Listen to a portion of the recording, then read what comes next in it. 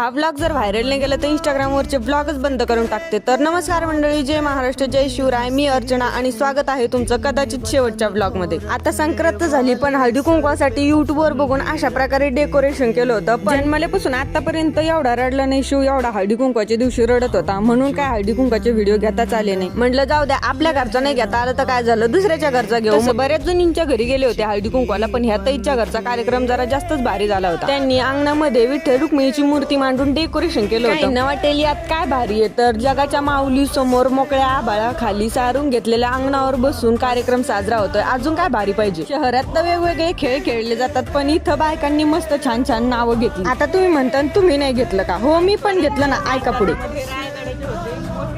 सुनील रावमुळेच मिळाला मला सण झाले, तिळगुळ खाणं झाले, चला म्हणलं आता लागा कामाला। दुसऱ्या दिवशी गेलो शेतात ऊसाला पाणी द्यायला। लोकांच्या अख्ख्या आयुष्यात एवढे प्रॉब्लेम येत नसते, एवढे प्रॉब्लेम आहे का शेतकऱ्याच्या पीक लागवडीपासून तर पीक जाण्यापर्यंत येत। तर झालं असं, शेतात तर गेलो पाणी द्यायला पण मोटरच चालू आहे ना, म्हणलं बस झालं उद्घाटन। बाकी पुढे काय झालं हे मी सांगन पुढच्या व्लॉग मध्ये, जर हा व्लॉग व्हायरल झाला तर। बाकी बघा, होत असलं तर करा एका शेतकऱ्याला व्हायरल, काय नाही लागत हो, 2-3 जणांना शेअर करा, फॉलो करा, पुढच्या व्लॉग साठी कमेंट करा पार्ट 2। तोपर्यंत रामकृष्ण हरी।